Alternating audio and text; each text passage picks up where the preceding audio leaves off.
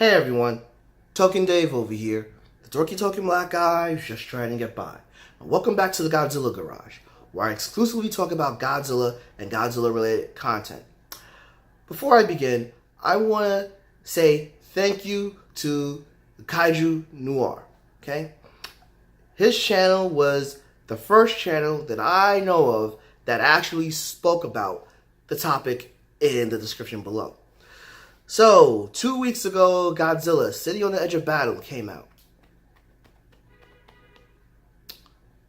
Okay.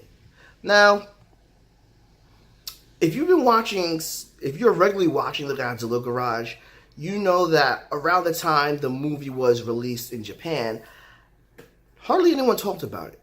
And I got worried because of that. And keep in mind, I read the Japan Times not every day, but mostly I get it in my email box, but I usually end up reading it probably 2 or 3 times a week in bulk. But yeah, no one talks about anything about City on the Edge of Battle in the Japan Times. And they made a big deal talking about it. It's about Monster Planet or Planet of Monsters in the Japan Times. So no one was talking about it except for the KaijuNoir. All right? And he said something fairly interesting where Japanese critics don't like, giving bad reviews. And I can see why. Now, City on the Edge of Battle, I enjoyed it. I gave it a mediocre review, but a positive mediocre review, primarily because I'm a science fiction fan. And there are a lot of science fiction elements within Godzilla Monster Planet, or Planet of Monsters, it's really called. But I still had a habit calling it Monster Planet. Anyway, there are a lot of science fiction elements in there that were fairly enjoyable to me.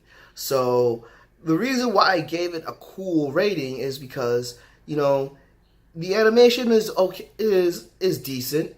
The sci-fi elements that were being followed. And in addition, the last battle sequence was just amazing.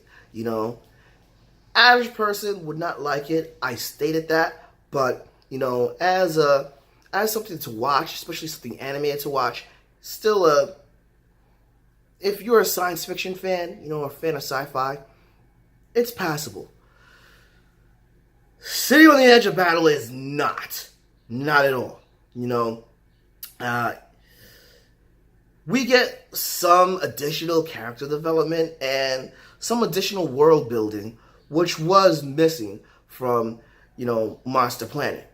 And that's all well and good, but yeah, as a sequel to the previous movie, you were supposed to really, really deliver big time. And I always felt that Monster Planet could stand on its own until you get to the post-credit scene, which when you got the post-credit scene, no, I couldn't. This movie, you need to watch Monster Planet before City on the Edge of Battle. You're going to need to watch the movie before it and definitely the movie after it, which goes into another complaint. As bad as this movie was, I will say that the ending was very, very powerful. And it got screwed up by the post-credit scene. The post-credit scene took that, great dramatic feel and release out of it. And one thing that really bothered me also, and it's another reason why I don't like doing fan theories nor trying to make guesses of what might happen in the future, because it will all get played out pretty soon. We were promised Mechagodzilla in this movie. Spoiler alert! Spoiler alert! Spoiler alert! Spoiler alert! Yeah, we didn't get to see Mechagodzilla. Well, we didn't get to see Mechagodzilla in its physical embodiment.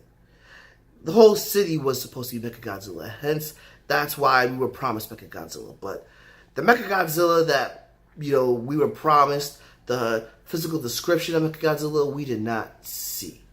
At least in this cut. They might have shown it in the Japanese cut, but kind of doubt it how they're making more anime and... yeah, Japan's making more anime, very much more in sync with the American release or the international releases of things.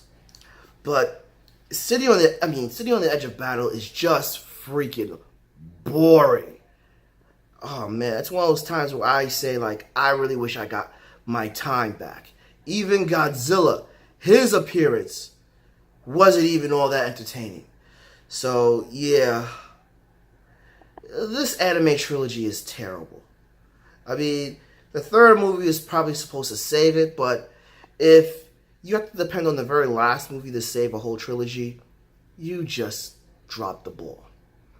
So that's my take on, City on the Edge of Battle. And as well as how I feel that this trilogy is, it's really not good. Agree? Disagree? Please drop me a comment below. Give me a like. Follow me on Facebook at Token Dave or on Twitter at Token Dave 80. Subscribe and ring that bell so you know when a new video loads.